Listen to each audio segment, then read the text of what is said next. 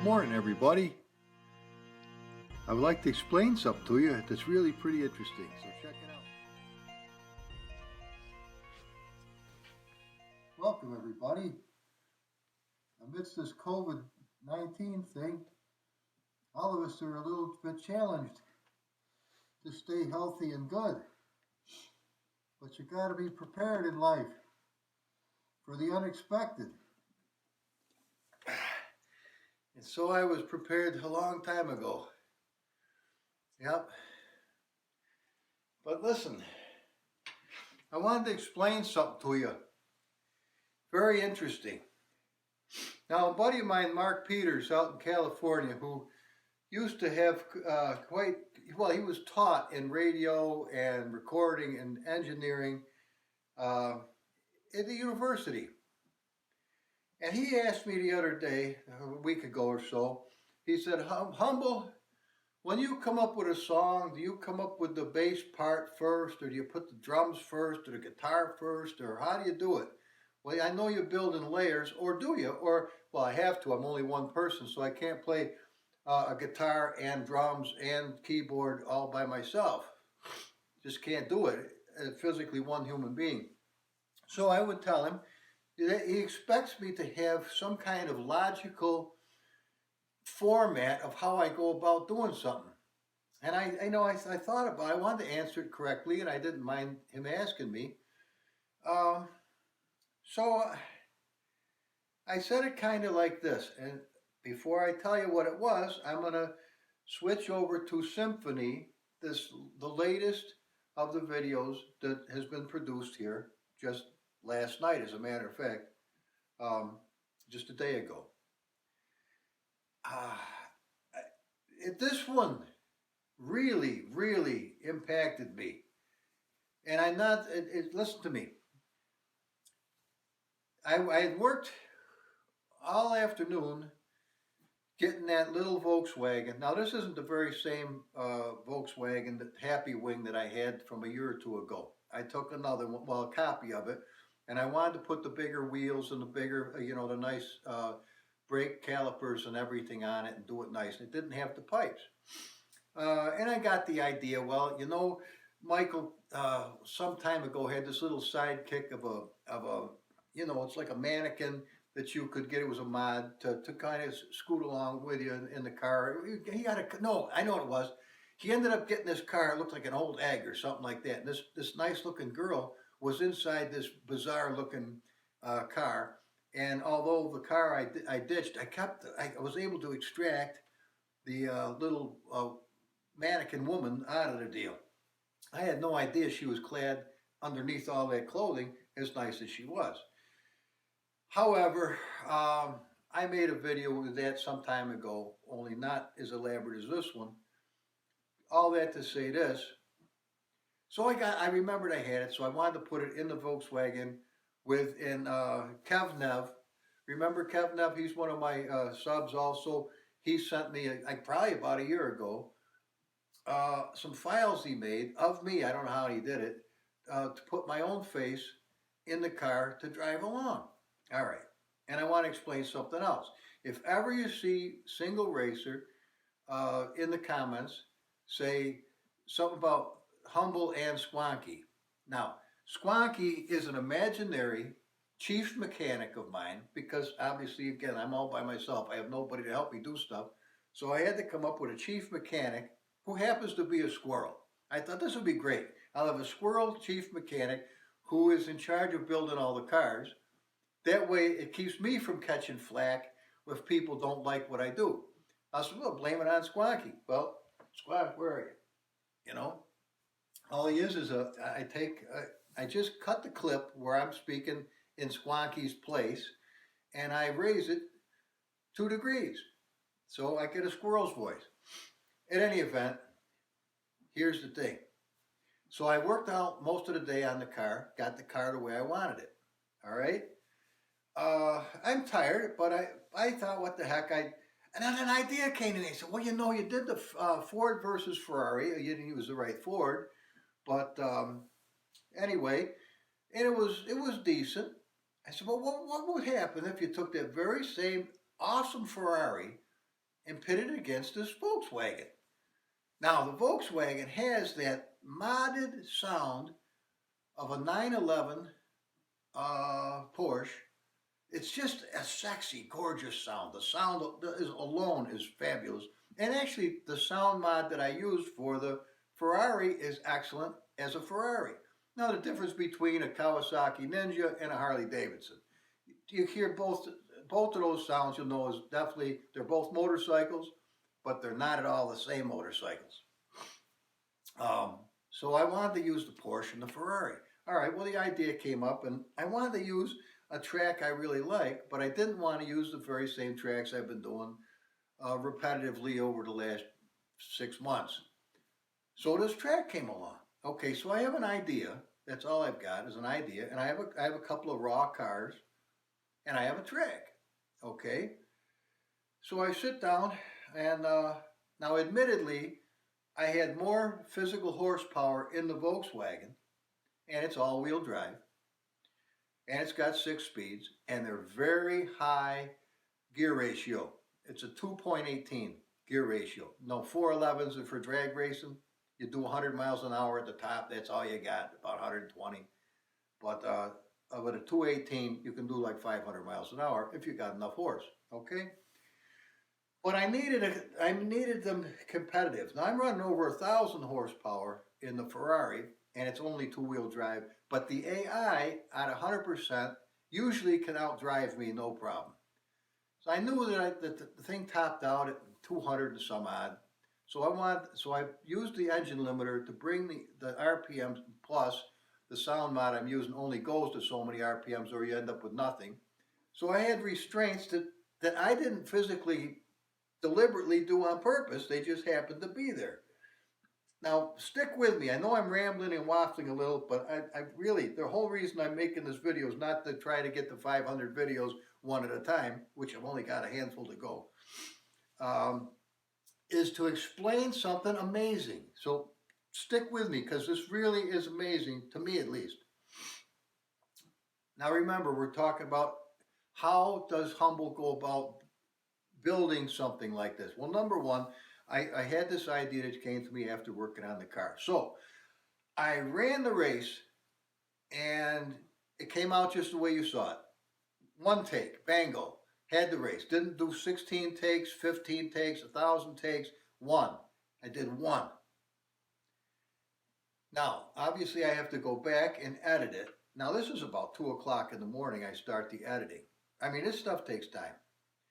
So as I'm editing it, now I have a palette of sounds that I can use from my MacBook Pro that comes with iMovie. And I've only got so many. And out of these sounds is what I can use and manipulate and change however I can to get what I want to do.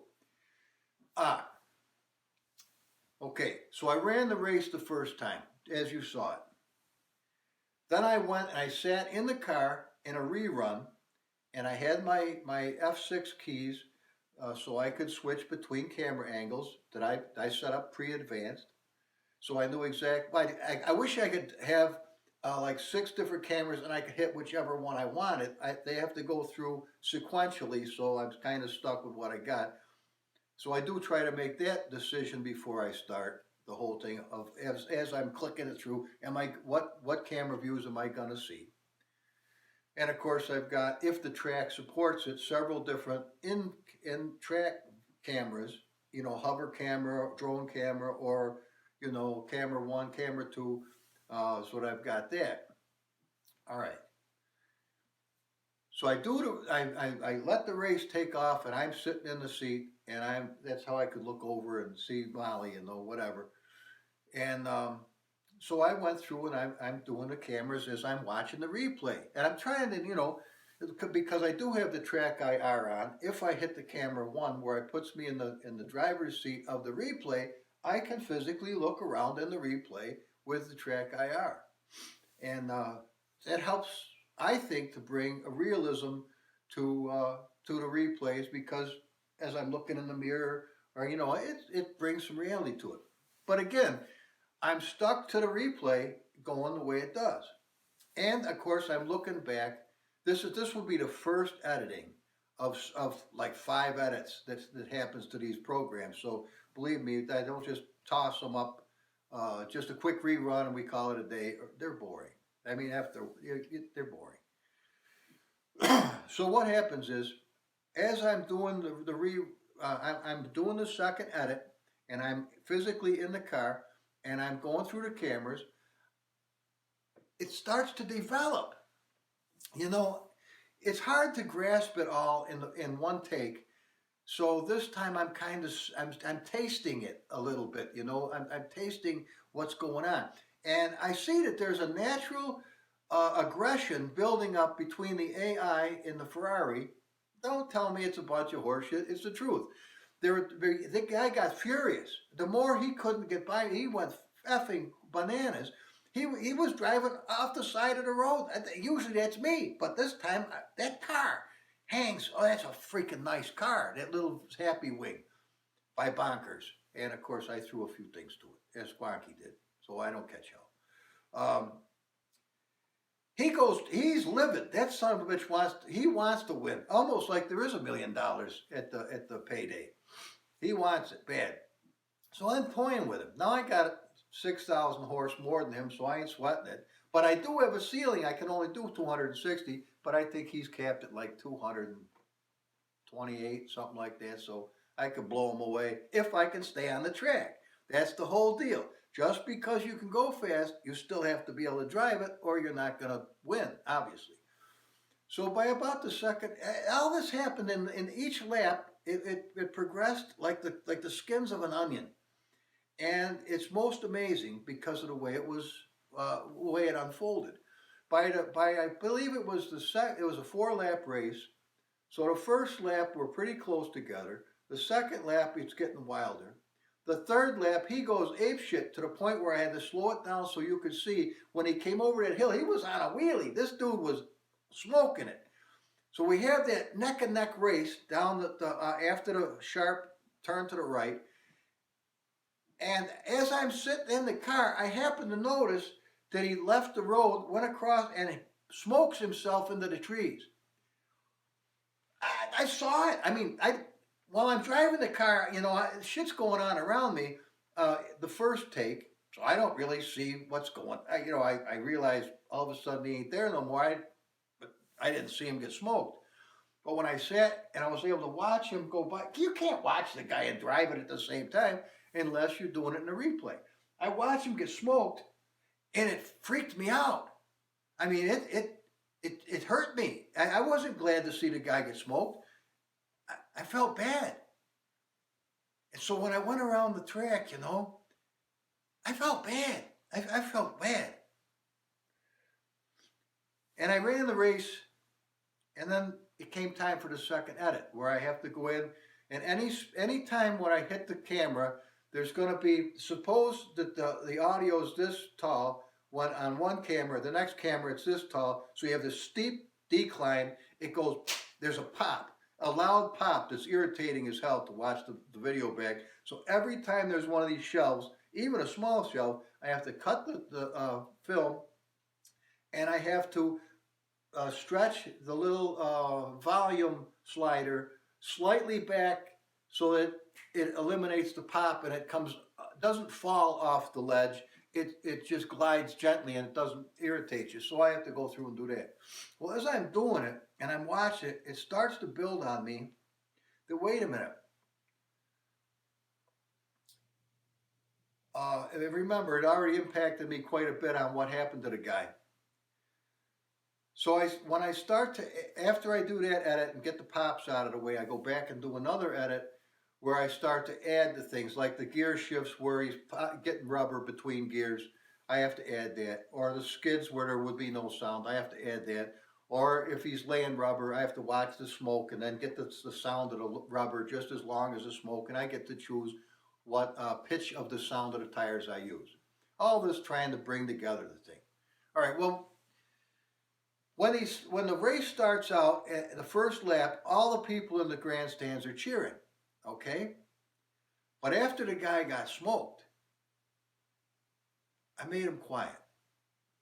Because you hear that the emergency come through in in-car audio, you hear the emergency go out that the guy got smoked. So then the first responders go out to help the guy. All right?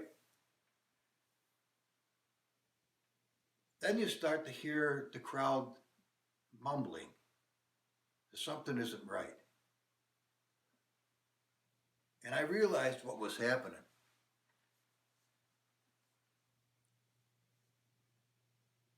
It's very much like this COVID-19 situation. You're going through life normal. 6 months ago, as normal as life can get. A year ago, whatever. Think of back sometime when next year was probably not going to be different than this year.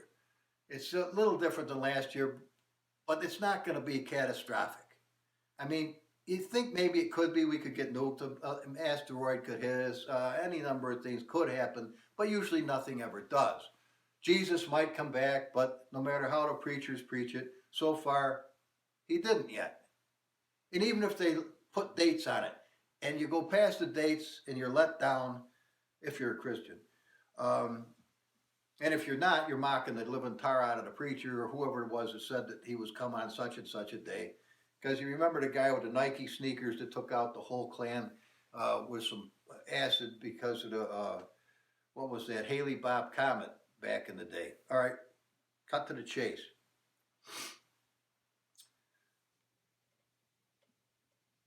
But in a nanosecond, that guy he was dead. He hit that tree, he was dead. He's done. That guy smoked. I ran the race, and I tried to do a hot lap on the very last, the fourth lap. Then I realized when I was editing, well, I could use this. See, it develops by layer. It develops. I don't know what's going to happen. It develops. But this developed in such a way that I think it's the most profound video that's ever come out of me, only because, number one, I didn't really, I'm physically manipulating these sounds and things with what I have to work with, but I don't know, as these layers are unfolding, the picture that I'm going to see till the very end. And so it's very much a documentary on how this whole thing with the COVID has hit us all. Number one, it's a scenario that we can't manipulate. Two, it's affecting us. You can't say it's not. In a day, everything changed. In a very short time, our lives are different, maybe forever. All right? And we're all coping with a different way. At first, we're quiet. Then we start to mill around and talk. But things are different. And even in the victory, there's a bittersweet sadness. No matter how wonderful the victory, there's a bittersweet sadness because there was a loss. A catastrophic loss. And the loss of that one person, the entire audience felt. This is an amazing thing. And this is why I'm making this documentary about a video that was produced here just yesterday. Now, back to the layers of how things are made, whether it's music or what it is. God said in his word that out of our innermost being would be a wellspring. A wellspring. If you think of a wellspring, you're not going to think of a pond, you're not going to think of an ocean, you're not going to think of a lake. You're going to think of a flowing spring that comes from up within us. If I tried to make this video the top bar and then see if I can make the next video better and better and better, all I'm going to do is start drinking out of a puddle of water this big. But if I realize that the inspiration and the creative juices come from deep within me, they're going to keep coming out. So if I don't look at this or anything else as like which song is the best out of hundreds of songs that have come through me. Now, I don't know how to play a keyboard, but I play it. I don't let the fact that I don't know how stand in my way. See, I don't try to intellectually do anything because I would suck. Because intellectually, I ain't dookie. But what I do is I pay attention deep down inside. Now, I don't hear these weirdo voices and all this bullshit. None of that. But I pay attention to a very very real inner self. Now, I'm not God. God is God. But I belong to God. God made me. I didn't make me, and I didn't make God. God made, I don't know what, you will ask him someday about himself, but the truth of the matter is, he's doesn't have any problem being my friend and my God. He doesn't have any problem with being very personal with me. He can hug me, and he's not going to get COVID-19. I ain't got it, and I'm never going to have it. I rebuke it in the name of Jesus. Not having it. Didn't order it. It doesn't belong to me. And I was reading in Isaiah this morning. Wish I had it marked. I wasn't thinking of telling you, but the reason why I'm not going to have it. There's covenants of promise in here that belong to us. And there are assets, just like the things in this Mac. They're in there, but we use them when we need to use them. And how it's an amazing thing. And I'm not going to keep talking because I've kind of overtalked myself. But I want to leave you with this. If you go back and look at the way this was edited, I mean, you could say, Humble, when you do a music and you do a bass and you do a drums and you do a keyboard and you do a couple of guitars, which one is the best? Which one stands out the most? It's like when you make turkey dinner for Thanksgiving, or you make anything with certain spices. Each thing contributes to the whole. You know, each part has a part to play. So in the editing, each part of this had a part to play to bring about a finished product. What was the finished product? We're all impacted by a situation beyond us. And we're all getting through it one way or another. I'm watching pictures on YouTube of some people licking tacos to give it to everybody else.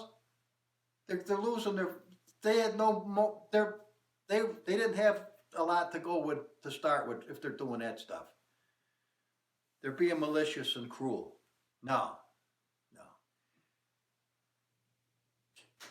Love justice and do justly. Behave yourself. It's not too much to ask. Be kind to everybody. Don't let them run you over the rags.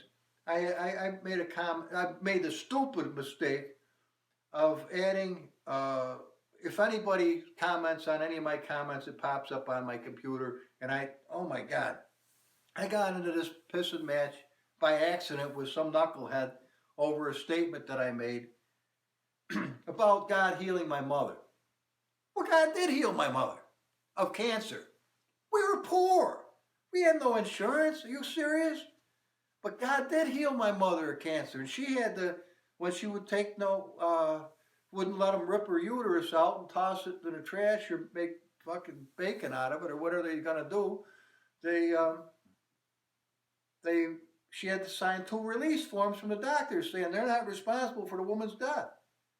She didn't die. 9 months later, it was gone. And I'm not going into the whole story now, but I'll tell you another day if I haven't already told you. Well, anyway, this guy calls me a liar. He said I'm a son of the devil because get out of here. You can come at me in any direction you want to. I know what happened. Mom didn't die of that. She died of a heart attack from smoking these mother effing cigarettes, one after the other, for 60 years. Or better. Almost 60 years. So all that to say this. Don't lose your bearings during this time.